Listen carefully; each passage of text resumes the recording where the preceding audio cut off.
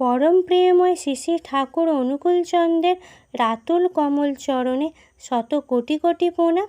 আর সবাইকে জানাই আনন্দিত জয়গুরু। পরম প্রেমময় শ্রী শ্রী ঠাকুর অনুকূলচন্দ্রের স্বীয়স্ত লিখিত সত্যানুসরণ গ্রন্থ হইতে পাঠ। একটু কাঁদলেই বা নিত্য গীতাদিতে উত্তেজিত হয়ে লম্ফঝম্পাদি করলেই যে ভক্তি হলো তা নয় গো।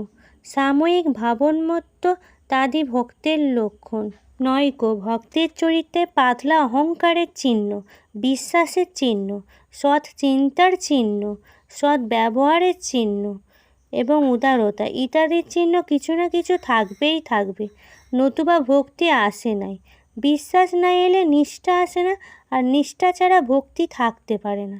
দুর্বল ভাবন্মত্ততা অনেক সময় ভক্তির মতো দেখা যায়, সেখানে নিষ্ঠা নেই, আর ভক্তির চরিত্রগত লক্ষণও নাই। যার হৃদয়ে ভক্তি আছে সে বুঝতে পারে না যে সে ভক্ত, আর দুর্বল নিষ্ঠাহীন শুধু ভাবপ্রবণ গাঢ় অহংযুক্ত হৃদয় ভাবে আমি খুব ভক্ত। অশ্রু পুলক শ্বেত কম্পন হলেই যে সেখানে ভক্তি এসেছে তা নয় গো। ভক্তির ওইগুলোর সঙ্গে তার স্বধর্ম চরিত্রগত লক্ষণ থাকবেই থাকবে। অশ্রু পুলক শ্বেত কম্পন ইত্যাদি ভাবের লক্ষণ তা অনেক রকম হতে পারে। ভক্তির চরিত্রগত লক্ষণের সঙ্গে যদি ওই ভাবের লক্ষণগুলি প্রকাশ পায় তবেই তার সাত্ত্বিক ভাবের লক্ষণ। পরম প্রেমময় শ্রী শ্রী ঠাকুর অনুকূলচন্দ্রের নারীর নীতি গ্রন্থ হইতে পাঠ। জীবনের ধর্ম ও সহধর্মী নিত্য অবস্থা, স্টেট অফ এক্সিস্টেন্স, বস্তু অবজেক্ট, আসক্তি অ্যাটাচমেন্ট, সারা স্টিমুলাস অ্যান্ড রেসপন্স ও বোধ সেন্সেশন, ইয়া হইতেই জানার উৎপত্তি। আর এই বোধ ও জানা হইতেই মানুষ ঠিক করিয়া লয় কোনটি তাহার জীবনযাপনের অনুকূল আর কোনটিই বা তার জীবনের পক্ষে প্রতিকূল। যাহা অনুকূল মনে করে তাহাই তাহার আনন্দের হইয়া ওঠে, প্রতিকূল যাহা তাহাই তাহার দুঃখের। এই অনুকূলে অনুরক্তি তাহাকে বিষয় হইতে বিষয়ান্তরে আকৃষ্ট করিয়া উদ্বিগ্ন ও অশান্ত করিয়া তোলে, তাহাই প্রতিকূল হইয়া দাঁড়ায়, যেন তাহার পারিপার্শ্বিক তাহাকে নিঃশেষ করিয়া ফেলিবে।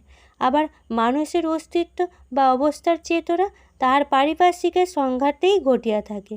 তাহার পারিপার্শ্বিক তাহাকে ছিন্ন ভিন্ন করিয়া হজম করিতে চায়, কিন্তু আপ্রাণ চেষ্টায় তাহার অবস্থা বা থাকাকে রক্ষা করতে ব্যতিব্যস্ত। এমনতর ব্যাপারে বাঁচা ও বৃদ্ধি পাওয়াকে বাঁচাইতে হইলেই পারিপার্শ্বিকের কোনো একটাকে যাহা নাকি জীবন ও বৃদ্ধির অনুকূল, যাহাতে জীবন ও বৃদ্ধি সমৃদ্ধ হয়, তাহাতেই অনুরক্ত হইতে হইবে। আর এইটিই মানুষের ইষ্ট গুরু বা আদর্শ।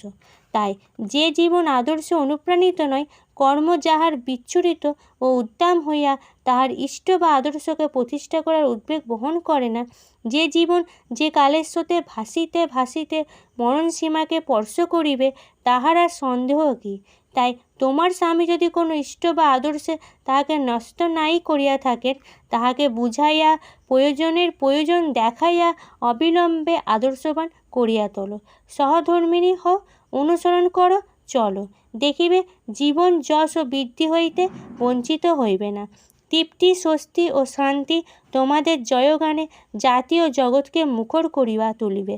বাণী সংখ্যা 179 আর পৃষ্ঠা সংখ্যা 168, 169। জয় গুরু সবাইকে।